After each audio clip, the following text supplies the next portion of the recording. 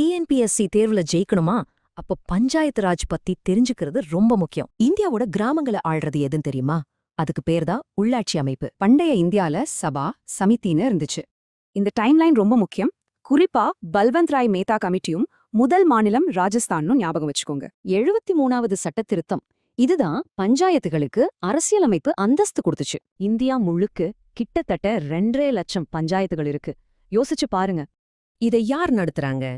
24 லட்சத்துக்கும் அதிகமான மக்களால் தேர்ந்தெடுக்கப்பட்ட பிரதிநிதிகள். கிட்டத்தட்ட சரி பாதி பெண்கள். இது ஒரு மிகப்பெரிய சமூக மாற்றம் இல்லையா? சரி, இப்போ டெக்னாலஜி எப்படி இந்த உள்ளாட்சி அமைப்புகளை இன்னும் திறமையா மாத்துதுன்னு பார்க்கலாம். கிராம் ஸ்வராஜ், ஆடிட் ஆன்லைன் மாதிரி நிறைய டிஜிட்டல் டூல்ஸ் வந்திருக்கு. இது நிர்வாகத்தை ரொம்ப வேகமா மாத்திருக்கு. வெறும் ஆப்ஸ் மட்டும் இல்ல, RGSA மாதிரி திட்டங்கள் மூலமா பயிற்சியும் நிதியும் கூட கிடைக்குது.